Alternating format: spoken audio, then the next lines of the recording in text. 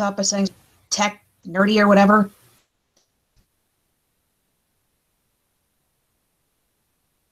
Well, okay, I'm not quite sure when this monkey business started, but I should be able to use Google Hangouts on Firefox if I damn well feel like it.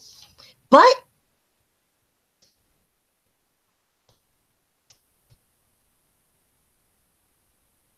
for whatever, let me using a different browser instead, Chromium.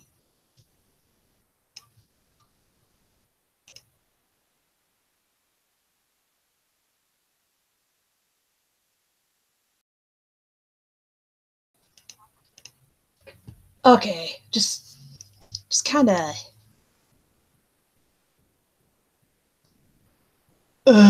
Of course, I'm drawing a blank. I had so many fucking things I wanted to say, but I'm drawing a blank. I'm just gonna get right into it. So, about a year or so ago, I was definitely on board with the whole Starco thing for Star versus the Forces of Evil. Like, it was my OTP for like a couple of months. But some stuff happened, and it's one of those kinds of ships that I kind of... Every so often you have a ship or character that you correlate personal feelings or personal life events with, and even if it's well written, even if the character is well written, it's kind of hard to divorce them from that particular association. So even if said ship or romance is well played out or the character is well written, you just dislike them. You just dislike them because of that particular correlation or association. I think I've kind of touched on this one before, but not to an extensive degree because I didn't think it was really necessary or anything. Well, long story short, Star and Marco from Star vs. the Forces of Evil kind of remind me of myself and my best friend in high school. And yeah, had a pretty bad falling out with said person a couple of years ago, and for the life of me, I have been trying to divorce that particular idea from Star and Marco for the longest time. That's probably the biggest reason why I'm not really on board with the ship. That is the biggest reason why. If I were trying to sound intelligent or trying to come up with some kind of better argument, I could say it's been done to death. You always have the lead get with the... You always have the male lead and female lead get together. It's been tried, it's been done. The best friends falling in love thing has been done to death. But to be brutally honest, I don't even know how valid of an argument that is. It's been done to death. It's going to continue being done to death. So I could even argue that there's other interesting prospects or potentials for Starverses, and you cannot tell me that they have not been playing or at least kind of mulling over other potential options, at least a little bit. At least a little bit. I don't know how much I'd really want to push forward with that argument, but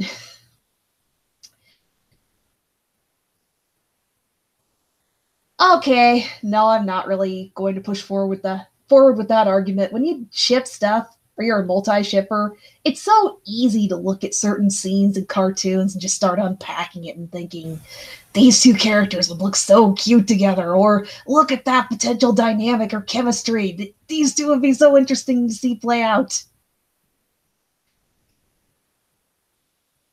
At this particular point in time with Star versus stuff, suspending the current romantic drama storyline and stuff like that, my big favorites are Tomko and Starkey. I'm just going to come right out and say it.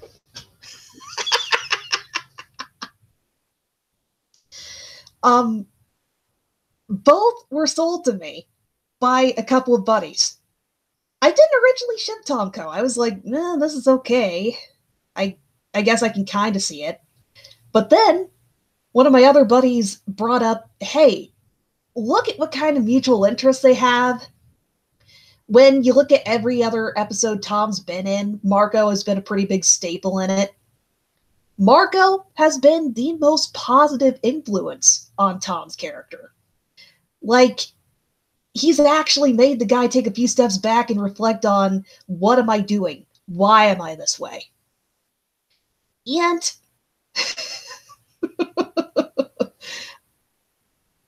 well, show-wise, I'm just kind of hoping that there are a couple more Tom and Marco episodes just to keep the bromance thing going. Marco just has the most positive influence on Tom. There's been the most substantial or interesting character development for him with Marco. The shipping thing is more of a preference than anything else. The idea that was sold to me was, what if later on down the road that bromance turned into something more? Like, just the idea of how would that play out? How would they make a move on each other? Is Tom going to mellow out and become a slightly better person with time and age and maturity and stuff? At this particular point in the series, he started straightening up a little, kind of started cleaning up his act. He's still got quite a bit to go. But he's starting down that road.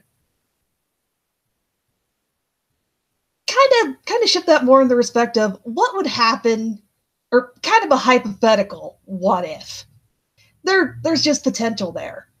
The other one, Starkey, that one was sold to me by another friend of mine. And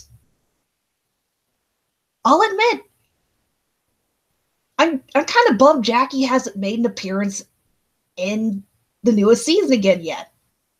Like, she's just disappeared. It's probably going to be a while before we see her again. That's the biggest disappointment.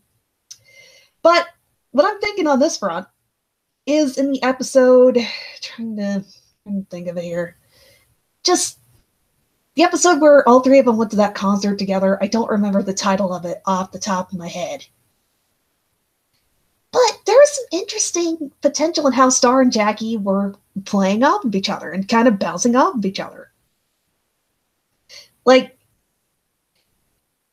there's still a lot that viewers don't really know about Jackie. Like, she seems a bit too good to be true, a bit too perfect. And that's exactly why I want to see more of her on screen. I want to know if she had what kind of character flaws or faults she has. Like, what are her goals? What are her ambitions? What are her dreams? So far, we know that she's a skater gal. She's fairly calm, cool, and collected, kind of an adventure seeker, risk taker. She's mature beyond her years, ridiculously mature, can see the bigger picture on things. And only got a couple of glimpses of what kind of potential dynamics you could have with Star. But when you look at Star, she starts off as a bit reckless, pretty immature, just kind of wild, eccentric. She's starting to become a lot more responsible, trying to see things in the bigger picture herself, but still definitely a very energetic, wild person. The idea of her and Jackie going on an adventure together, or a situation where Jackie is the character that she's bouncing off of rather than Marco, it brings some interesting questions to the table. Like,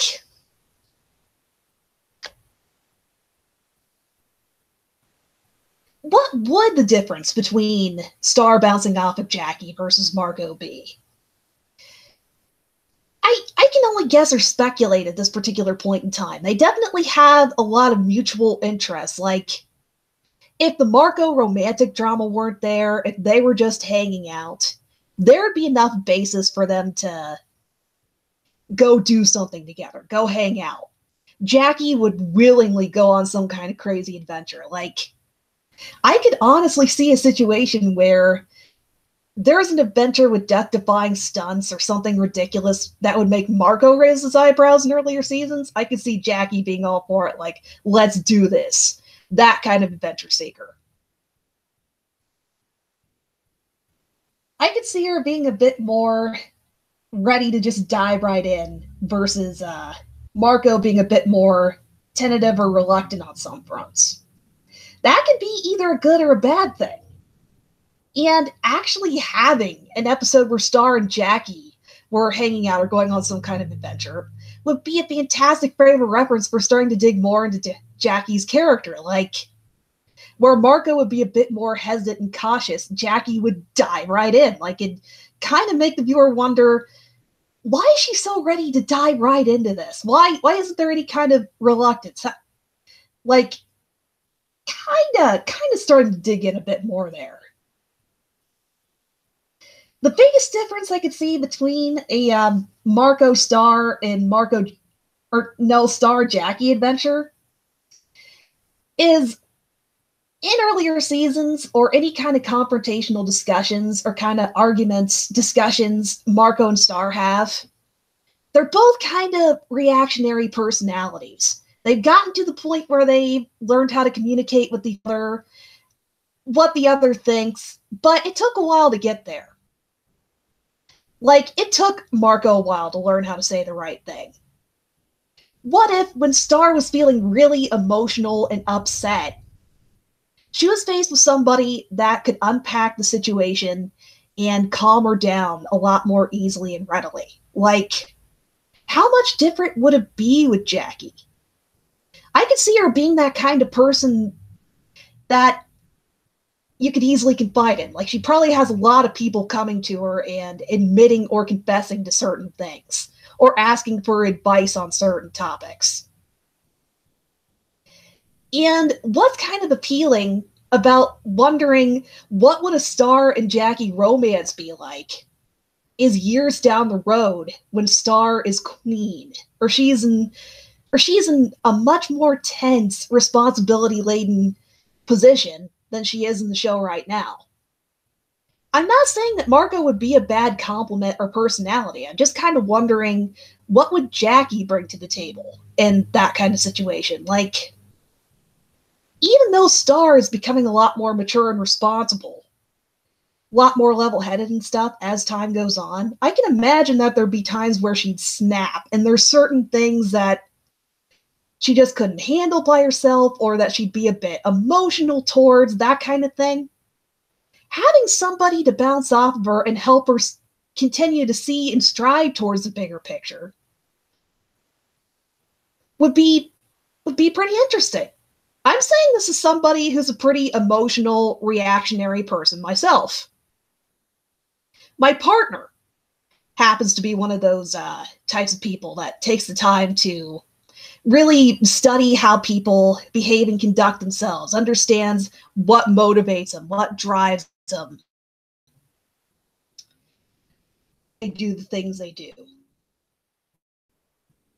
And in my particular case, it kind of helps to have somebody there that get me to back down a little bit when I get really raging and emotional and stuff, and just take a few steps back, take a deep breath, I'm saying, and help me understand things a bit better and why certain reactions or things aren't the best approach. That's personally why I like the idea of Star and Jackie. I could see their dynamic being fairly similar to what I have with my partner in real life. So that was more of a personal preference. Like, I make a personal connection with these particular characters and how I interpret how their relationship might play out. It might not play out that way. When it comes to why I like those two particular ships, Tomko and Starkey, it's more because of how I think the dynamics might play out, what I think might happen if these characters got together. And it's forever going to stay in that particular realm of fan speculation, theory, what have you.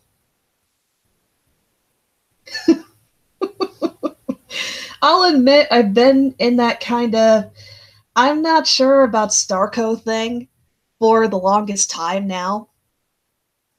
And I was not looking forward to Booth Buddies. I really wasn't.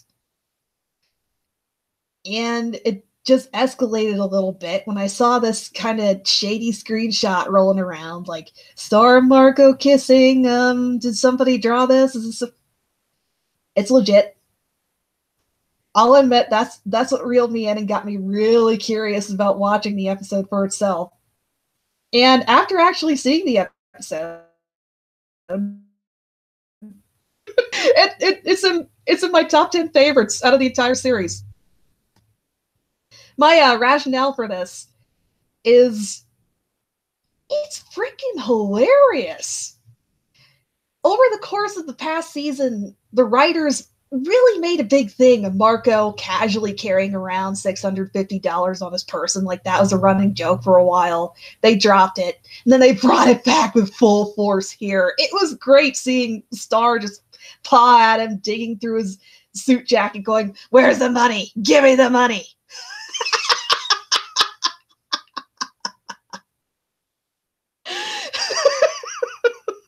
Just every other minute, I was cracking up at Star and Marco bouncing off of each other. And then, honestly, for this particular episode, Alex Hirsch's Goblin character stole the show.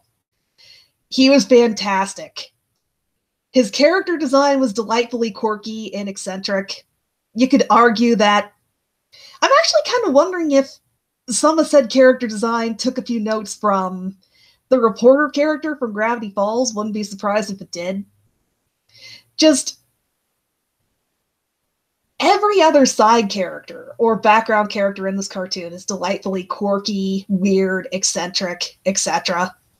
And then you pretty much have this goblin, which I would say is the fan avatar, or just the personification of that whole meme, kiss already! Why don't you two kiss already? That's pretty much the entire. The goblin character really just made the entire episode for me. From pulling out an impromptu bicycle on the side of a photo booth to the reveal that the photo booth wasn't actually magic. He was just screwing with them. I love characters like that. I just love this particular setup. I'm not too excited about the romantic drama, but the way they brought it up, the way they set up that particular joke, just it was freaking fantastic. It was hilarious. I just really love the setup for that. Okay, after looking at some of the comments here, I would be a bit remiss to not bring up how the episode opens. Actually, to be honest, I think how the episode opens is probably what cemented it as, okay, this episode's going to be a lot more fun than what I thought it was going to be. Ruberia and Fool Duke getting married. Like, I've probably run through or discussed the three artist and performer characters, Fool Duke, the Mime, and Ruberia with a couple of different people, like on Talking Rainbows, Talking Puppies, the Star Versus podcast that I chime in on every so often, and even in my own group of friends, SR. Both times we passed around the comment, are those two, is there something going on there? Is there some kind of weird sexual tension? Like, you're not sure if they're arguing because they genuinely hate each other, if there's some kind of hate-love thing going on. And then the episode opens with that. Bam! just perfect. 10 out of 10. 10 out of 10.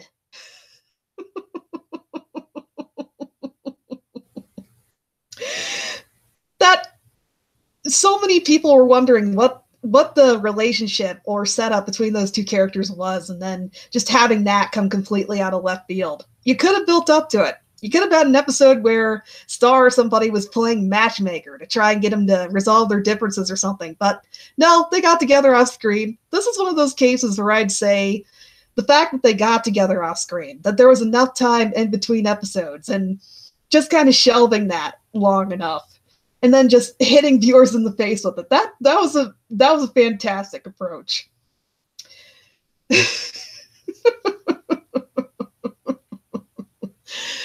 Looking at some of the comments, It's because the wedding came out of nowhere. It's because it happened so soon. Why that worked so well. Why it was such a pleasant, ridiculous surprise.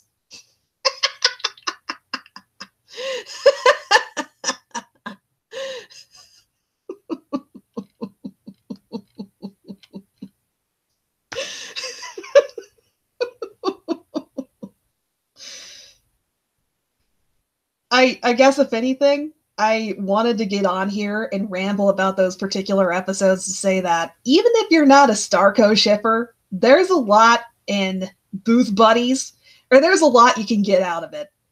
Well, there's a lot I got out of it anyway.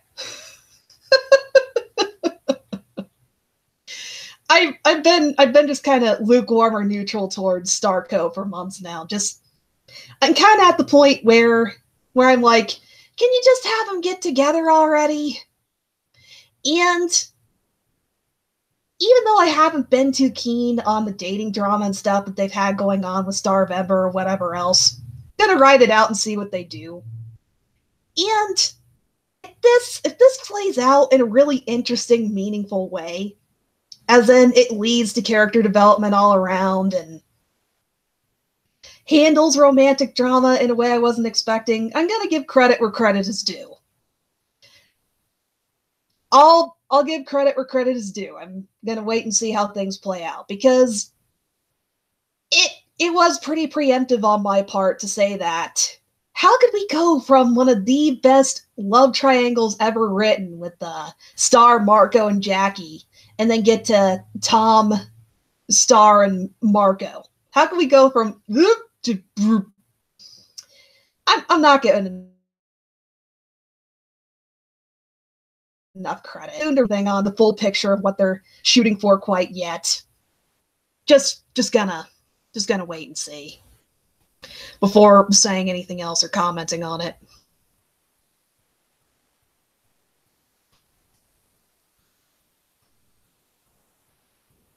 Once they decide to cement Starco, that's great. I could see things playing out pretty much the same way the last season of Kim Possible did. It's there. They're pretty much a couple. They're going to do couple stuff. But it's probably just going to be something there in the background. I don't see anything too dramatic changing, except we might have a couple of episodes focusing on them being lovey-dovey with each other or going on dates or whatever. Actually, if there's one thing I'd like to see Star Versus do with an established teenage couple that we didn't really get to see with Kim Possible, would be a couple of episodes focusing on the relationship and those two just kind of settling in and figuring things out.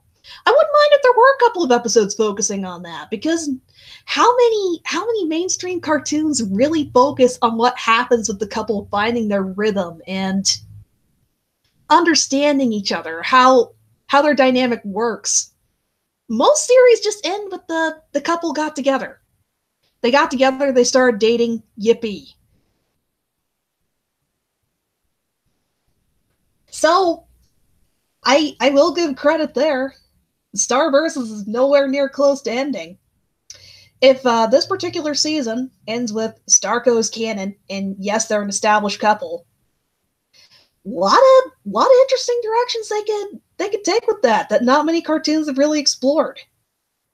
To be fair, there were a couple of episodes of Kim Possible that played with the dynamic of Ron and Kim. Like, there was that one episode where he took her to that fancy restaurant and he used that book of coupons because he's cheap. But that was only one episode. I'd like to see a little bit more of that fleshed out. I'd like to see a little bit more.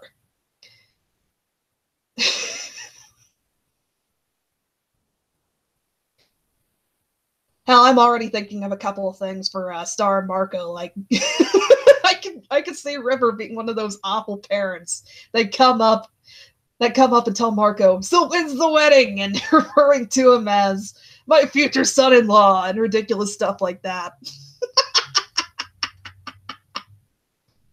Or actually, you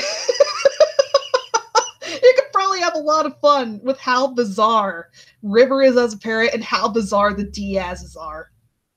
Just imagine their reaction to it. You already have that weird naming scheme with Marco's younger brother being called Marco Jr.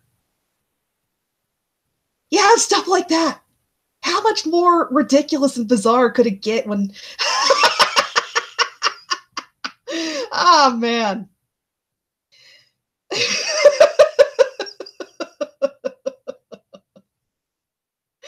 I'm just imagining just how embarrassing it'd be for Marco to bring Star home as his quote-unquote girlfriend, and just how dramatically different the atmosphere would be at home. Just what the Diazes would be like then.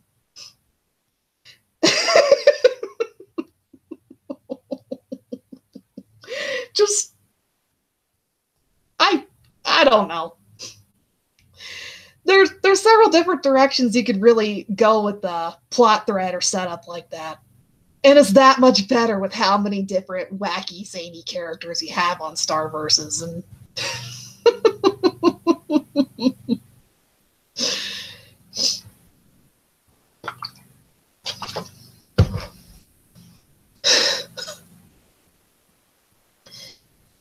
God, I swore I'd stop drinking Mountain Dew.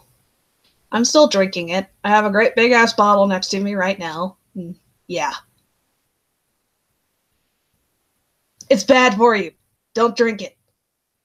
Says the hypocrite.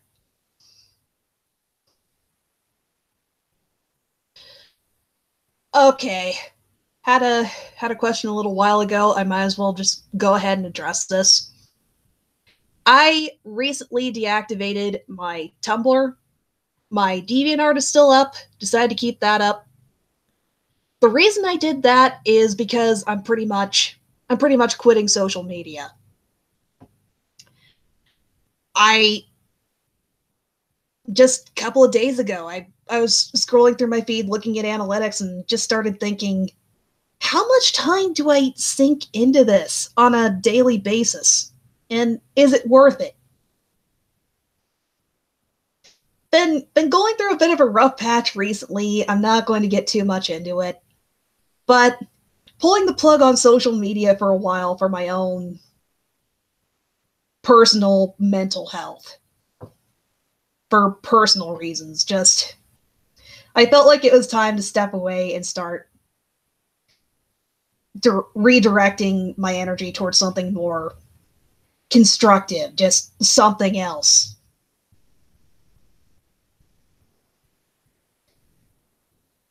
That's my reason there. I'll go ahead and cobble together some kind of lengthy, rambly thing on DeviantArt if anyone's really all that curious. I'm not going to be on there too often, and I'm going to be brutally honest about Tumblr. I don't plan on coming back to that particular platform. There's certain things about it that I'm not too keen on. Not going to get too much into that here. But when I decide to return to social media, probably going to be looking at some other platforms and moving there instead. And I'll make an announcement on DeviantArt what other social media platforms I'll set up shop on and all that fun stuff.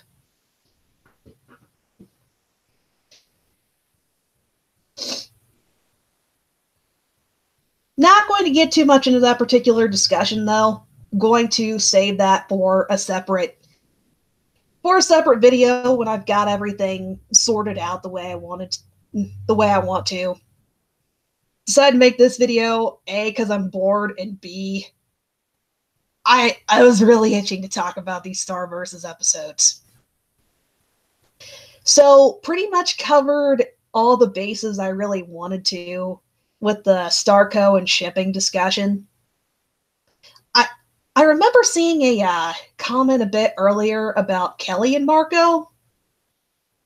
There's no romantic relationship going on there. I didn't pick up vibes about that whatsoever.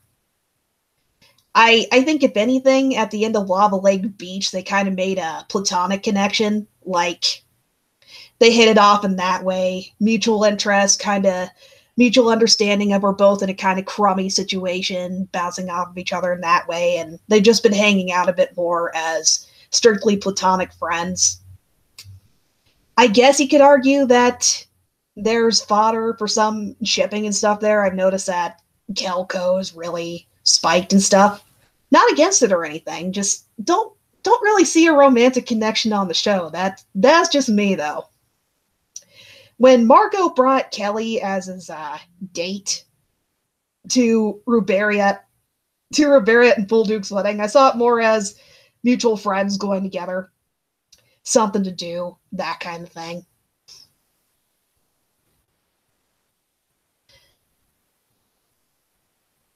Okay, I really want to talk about the other episode too. Like, well, not too much. Looking at some of the comments here, where do you think Eclipse's husband is? I think Eclipse's husband is dead. I'm hoping I'm wrong on that. Would be pretty cool if he's still running around somewhere, just kind of laying low.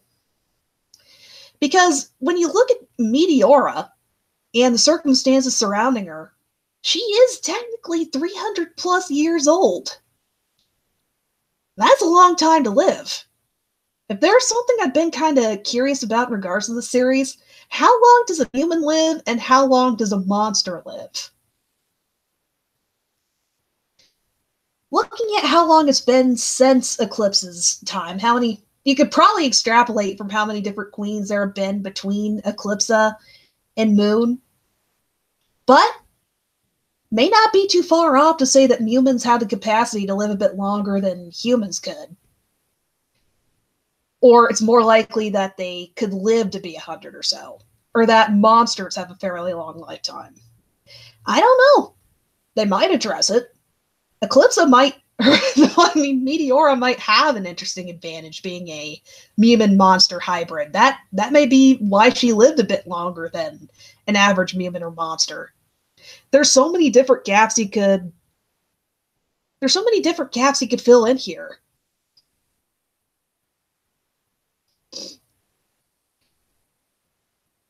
I'm not sure if they'll touch on that or not, but that's just my best guess. One of those three things. There is a small part of me holding out hope that Eclipse's husband or monster lover is hiding out somewhere and that he'll appear a bit later on, but I highly doubt it. My best guess is that he's probably long dead.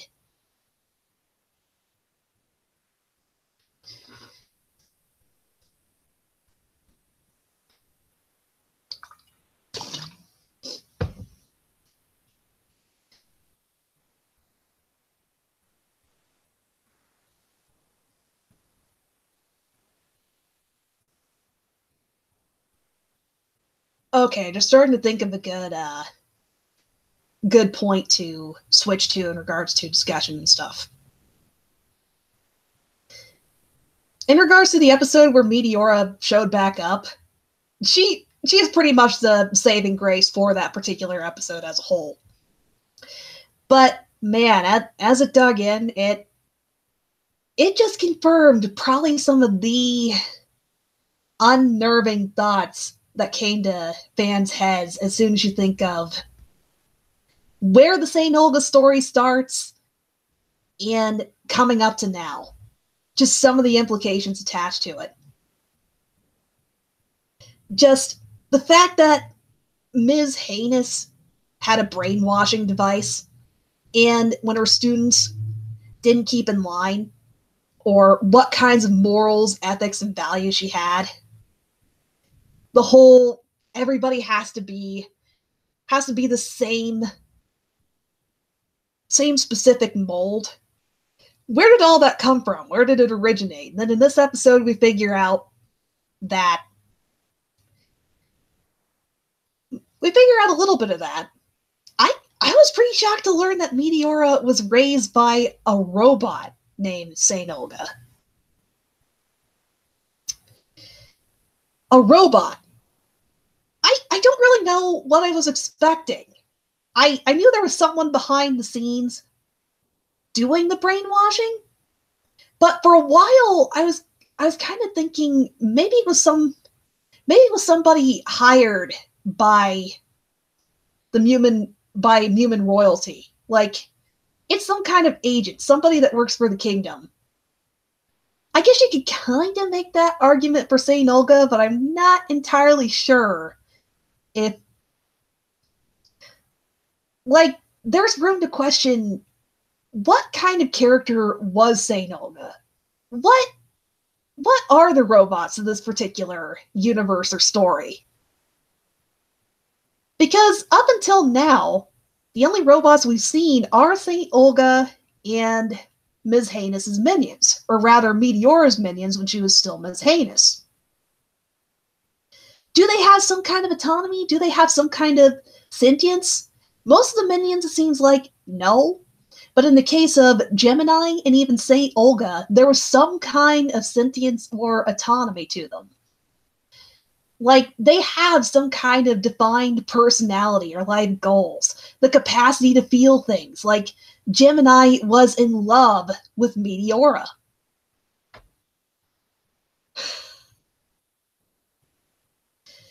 I was kind of bouncing this idea off of my buddies. I was kind of bouncing this idea off of my buddies on Talking Rainbows, Talking Puppies. And I guess the biggest question is, where did these robots come from? The best guess I have right now, or the biggest conclusion I can come to right now, is robot dimension. St. Olga's is based in a dimension where you have a whole bunch of robot beings running around doing robot stuff. It's not too much of a stretch to extrapolate or really say that there is a dimension where robots are the main denizens there, because you have that tie-in book where they say that there's an entire race of mer people. You have the floating ponyhead kingdom, demons, monsters, and who knows what else running around. And now that they've brought Saint Olga into the picture and in this thing with the other robots, they're probably not going to dig into it too much, but the reason why I'm kind of gravitating towards this and wondering what their connection is to Muni, why St. Olga's boarding school is set up in this dimension and all this other stuff, is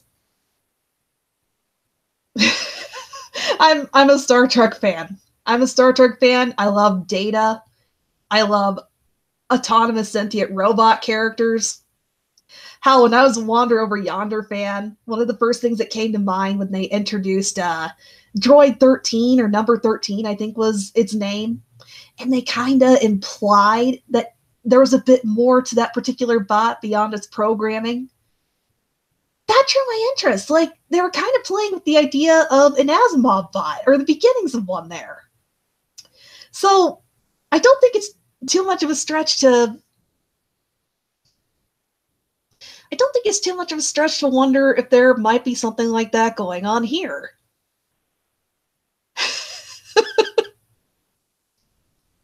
I don't know. Probably going to end up rambling about it somewhere.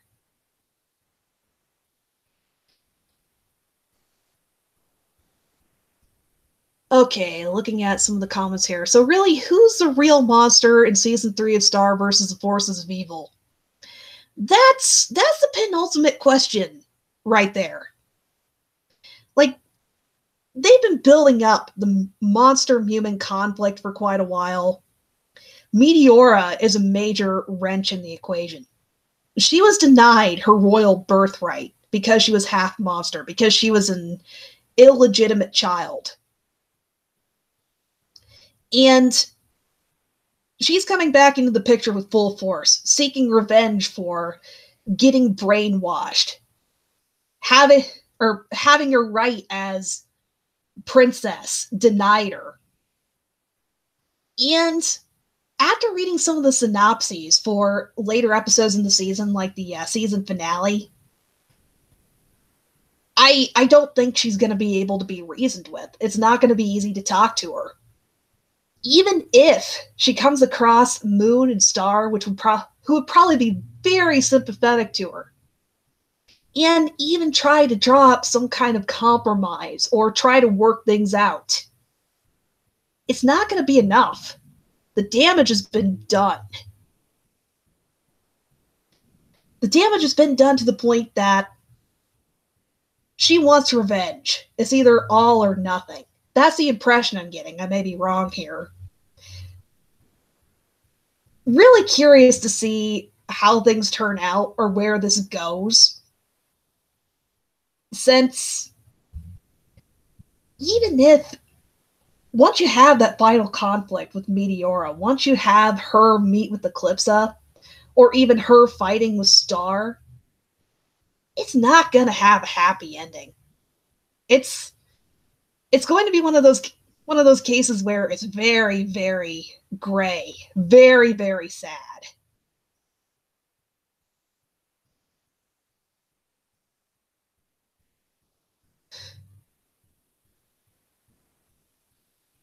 At the very least, season finale is definitely going to be a very emotional roller coaster. That's the best way to describe it.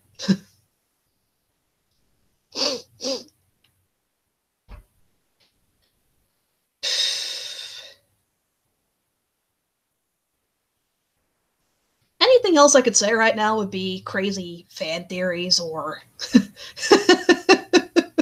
so yeah, I'm going to put the brakes on that now because I already rambled about Muni has robots. Where do they come from? Are they fully sentient? That kind of thing. I already spent like 2-3 minutes rambling about that. So, gonna wrap things up right here, and probably do another really rambly live event. Probably after the next couple of Star Versus episodes. Don't be surprised if I make another ramble session. So, good night, everybody.